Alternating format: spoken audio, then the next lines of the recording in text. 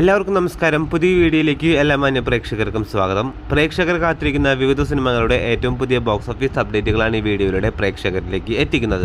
ആദ്യത്തെ സിനിമ ലാലേട്ടൻ എന്ന നായകനാക്കി തരുൺമൂർത്തി സംവിധാനം ചെയ്ത് കഴിഞ്ഞ മാസം ഏപ്രിൽ മാസം 25-ാം തീയതി തിയേറ്ററുകളിലേക്ക് റിലീസാക്കി ബ്ലോക്ക് ബസ്റ്റർ വിജയമായി മാറിയ സിനിമ കൂടിയാണല്ലോ തുടരും. നിലവിൽ 19 ദിവസങ്ങൾ കേരള ബോക്സ് ഓഫീസിലും വേൾഡ് വൈഡ് ബോക്സ് ഓഫീസിലും പിന്നിടുന്ന തുടരും എന്ന സിനിമയുടെ 19 ദിവസമായി ഇന്നലെ ചിത്രം കേരള ബോക്സ് ഓഫീസിൽ നിന്ന് മാത്രം 2,50,00,000 രൂപയാണ് ഗ്രോസ് കളക്ഷൻ നേടിയിരിക്കുന്നത്. ഇതോടെ ആകെ 19 ദിവസം കൊണ്ട് ചിത്രം കേരള ബോക്സ് ഓഫീസിൽ നിന്ന് മാത്രം 100 കോടിയിലേക്ക് എത്തിയിരിക്കുകയാണ്. നമ്മുടെ മലയാള സിനിമയുടെ ചരിത്രത്തിൽ തന്നെ കേരള ബോക്സ് ഓഫീസിൽ 100 കോടി കളക്ഷൻ നേടുന്ന ആദ്യത്തെ മലയാള സിനിമയായി ഇതിനോടകം തന്നെ തുടരും മാറിയിരിക്കുകയാണ്.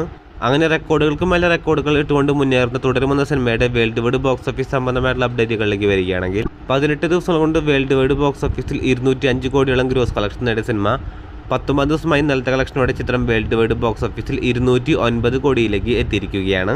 അതേസമയം തുടരുമെന്ന സിനിമയുടെ കേരള ഷെയറുമായിട്ടുള്ള ഏറ്റവും പുതിയ ബോക്സ് ഓഫീസ് സംബന്ധമായിട്ടുള്ള അപ്ഡേറ്റുകളിലേക്ക് വരികയാണെങ്കിൽ കേരള ഷെയർ കളക്ഷൻ, അതായത് കേരള ബോക്സ് ഓഫീസിൽ നിന്ന് മാത്രം നിർമ്മാതാവിന് കിട്ടുന്ന കളക്ഷൻ 42 കോടിയിലേക്ക് എത്തിയിരിക്കുകയാണ്. അപ്പോൾ കാത്തിരിക്കൂ തുടരുമെന്ന സിനിമയുടെ വരാൻ പോകുന്ന ഏറ്റവും പുതിയ ബോക്സ് ഓഫീസ് അപ്ഡേറ്റുകൾ അറിയാനായി. അടുത്ത സിനിമ കഴിഞ്ഞ വെള്ളിയാഴ്ച തിയേറ്ററുകളിലേക്ക് റിലീസ് നടത്തിയ ജനപ്രിയ നായകൻ ദിലീപിന്റെ 150ാമത്തെ സിനിമ കൂടിയായി തിയേറ്ററുകളിലേക്ക് റിലീസ് നടത്തിയ ഏറ്റവും പുതിയ ഫീൽ ഗുഡ് ഫാമിലി എന്റർടൈൻമെന്റ് വിഭാഗത്തിൽപ്പെടുന്ന സിനിമ കൂടിയാണല്ലോ പ്രിൻസ് ആൻഡ് ഫാമിലി. ബിൻഡോ സ്റ്റീഫന്റെ സംവിധാനത്തിൽ ജനപ്രിയ നായകൻ ദിലീപിനെ നായകനാക്കി തിയേറ്ററുകളിലേക്ക് റിലീസ് നടത്തി പോസിറ്റീവായിട്ടുള്ള അഭിപ്രായങ്ങൾ നേടിയ സിനിമ നിലവിൽ 5 ദിവസങ്ങൾ കേരള ബോക്സ് ഓഫീസിലും വേൾഡ് വൈഡ് ബോക്സ് ഓഫീസിലും പിന്നിട്ടിരിക്കുകയാണ്. 5ാം ദിവസമായി ഇന്നലെ ചിത്രം കേരള ബോക്സ് ഓഫീസിൽ നിന്ന് മാത്രം 1 കോടിയോളം രൂപയാണ് ഗ്രോസ് കളക്ഷൻ നേടിയിരിക്കുന്നത്.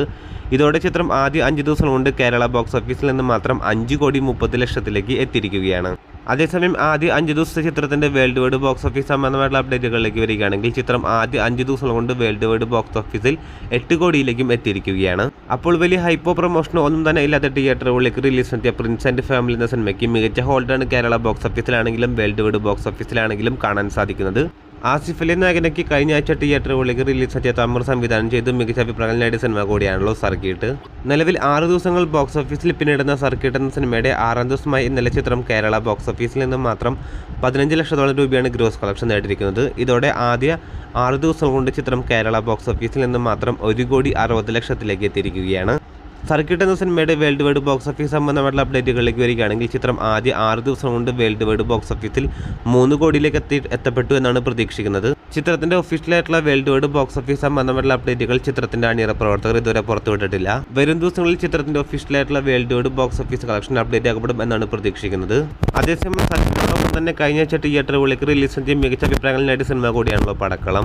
നിലവിൽ 6 ദിവസങ്ങൾ ബോക്സ് ഓഫീസിൽ പിന്നിടുന്ന പടക്കളം എന്ന സിനിമയുടെ 6ാം ദിവസമായി ഇന്നലെ ചിത്രം കേരള ബോക്സ് ഓഫീസിൽ നിന്ന് മാത്രം 45 ലക്ഷം രൂപയാണ് ഗ്രോസ് കളക്ഷൻ നേടിയിരിക്കുന്നത്. ഇതോടെ ചിത്രം ആദ്യ 6 ദിവസം കൊണ്ട് കേരള ബോക്സ് ഓഫീസിൽ നിന്ന് മാത്രം 3 കോടിയിലേക്ക് എത്തിയിരിക്കുകയാണ്. അതേസമയം പടക്കളം എന്ന സിനിമയുടെ വേൾഡ് വൈഡ് ബോക്സ് ഓഫീസ് സംബന്ധമായിട്ടുള്ള അപ്ഡേറ്റുകളിലേക്ക് വരികയാണെങ്കിൽ ഏകദേശം 5,50,00,000 റേഞ്ചിലാണ് ചിത്രത്തിന്റെ ആദ്യ 6 ദിവസത്തെ വേൾഡ് വൈഡ് ബോക്സ് ഓഫീസ് കളക്ഷനും പ്രതീക്ഷിക്കുന്നത്. അടുത്ത സിനിമ വിഷു പ്രമാണിച്ച് തിയേറ്ററുകളിലേക്ക് റിലീസ് ചെയ്ത മികച്ച അഭിപ്രായങ്ങൾ നേടിയ ഡാർക്ക് ഫാമിലി എന്റർടൈൻമെന്റ് വിഭാഗത്തിൽപ്പെടുന്ന സിനിമ കൂടിയാണല്ലോ മരണമാസ്.